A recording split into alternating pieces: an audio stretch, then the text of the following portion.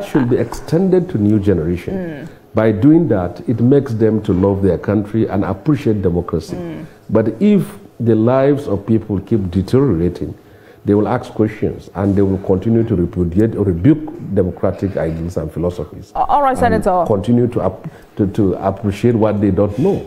Right. And if I'm to go back to the president's speech, you know, the president publicly stated that we could not have won the battle against military dictatorship without the irrepressible journalists. And he went on to name key media organizations that were proscribed and silenced during that era. You marched alongside these journalists in opposing military rule. In your experience, how did their reporting and bravery influence the course of the June 12 struggle? Well, this is the first time I said in the history of our return to democracy in Nigeria since 1999, when a president publicly acknowledges those institutions that stood in the defense of the ideals of freedom and democracy, specifically the media. You can remember how media houses were proscribed. The Tell magazine, the News magazine, Punch, Guardian, Concord, Daily Sketch, all these are, and to the point that many of them had to go underground. And the Tell was publishing Deadline, and the News was publishing Tempo. That was the journey. From the time of military, over 41 media houses were closed down, and their journalists and editors were arrested and sent to prison. The Academic Staff Union of the University was proscribed. National Academy Nigeria Stream was proscribed. You can see the Nigeria Labour Congress was proscribed. Frank Kokori of Nupeng was arrested. You remember Milton Debibi and Warebi Agameni. And you can see the execution of Ken Sar. When Sario was executed, I happened to be in Port Harcourt prison when we were moved from Kirikiri prison to Port Harcourt and later taken to Aba prison in Abia State. Now, appreciating the role of the media is more or less as a booster to them to continue to hold the government accountable. And this is the first time a president, a sitting president, has really recognized the role the media play. Without the media, many of us could have simply been executed while in prison because they kept the torch, they kept us on the spotlight, and also kept those who were outside supporting them in the rallies, the civil disobedience campaign, the strikes action that were taking. It was the media that amplified, that strengthened, that reinforced that struggle, and recognizing and appreciating some of them who were in the front line. I think it is most commendable on the side of Mr. President. At least for the first time in history, we're having that. But then, how can Nigeria better protect whistleblowers, journalists, and activists under democracy? Well, you see, our generation that fought for democracy, and we have a new generation of young people now, also in the field of activism. They have better facilities. For example, under military rule, if we are to organize protests, we meet at night, we print leaflets, we go to the markets, the parks, the public gathering, and share it and come out. And we can be shot at, and we can also be arrested and sent to prison indefinitely or disappeared, never to be seen. But today, I've seen some of the protests being organized. You see them with laptops, with handsets, and they will even be live streaming it. Some of them will even be taking selfie with policemen. This is what happened. But we must appreciate that what happened at the NSAS was a reenactment of our struggle during the era of military rule. And you can still appreciate people like Shehu, who are still keeping the touch of the struggle and are still keeping that tradition. So wherever you have a government, you need protesters. You need people to strike. By that, you keep them awake, you keep them on their toes. And we cannot be activists yesterday or today and now be opposed to protest and opposed to strikes.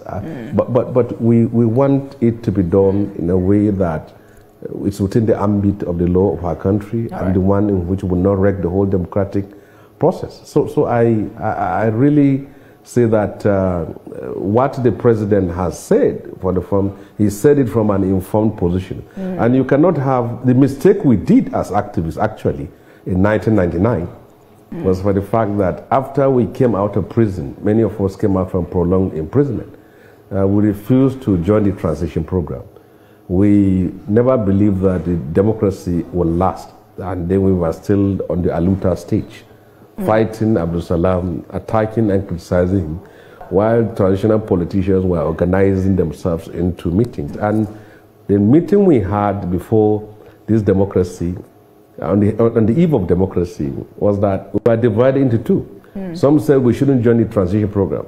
But Tinubu, at that time, when we had that meeting, he said if he doesn't join the transition program, then some people will take over power.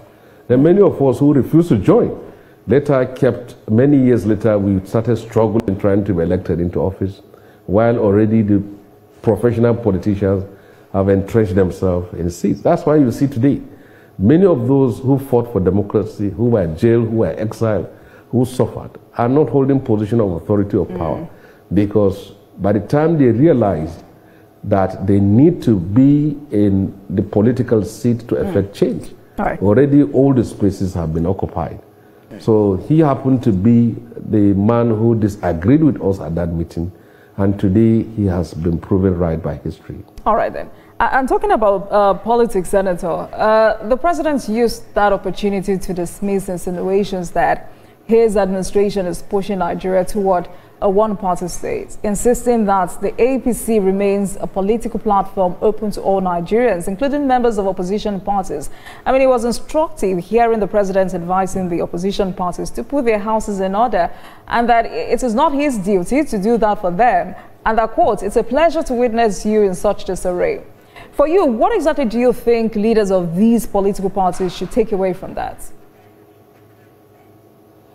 You see, the opposition parties in Nigeria are not losing relevance because of the external factors. It's because of the internal issues. So it's more of an implosion. Most of the parties that implosion within their own parties, right? Being in the forefront of playing the role of opposition are today be faced with crisis, whether it's Labour Party, it's PDP, it's NNPP. All these parties have internal crises. So, and it is ironic for the opposition to be expecting the president from a ruling party to now leave his seat and come and organize them so that they were able to fight him. So the problems of the Nigerian political opposition is the problem they ought to have solved within themselves. And nobody that is worth being called a man of conscience and conviction, a Democrat, will ever wish to have a one-party state. It is not feasible in Nigeria. Even though I hear people make a lot of examples about China, economic success of China, but they ignore the fact that China is a one-party state. So we are a democratic state, and a nation that is multicultural, multi-ethnic, and people from all different political tendencies and background. There is no alternative to a multi-party democracy. If we have one-party state, we're going to have a tyranny in this country, whoever is in the position of power. And it is for the opposition to stand up and resist that by organizing themselves and not searching for scapegoats in the person of Mr. President or the ruling party. All right, Senator, let me quickly take you up on the viability of the opposition coalition. I know you're very familiar with the personalities and political strength of these politicians who are trying to come together to form this coalition. But do you see a situation where these men would be able to display a genuine commitment to putting the nation's needs above their own personal political aspirations? Well, you see, I try to find a distinction, the philosophical distinction between the president and also the opposition leaders. First of all, the political battle in Nigeria is not between the capitalist and communist. It's not between the Conservative Party and the Labour Party. There is no political ideology as far as the political parties are concerned. Who are the top leading political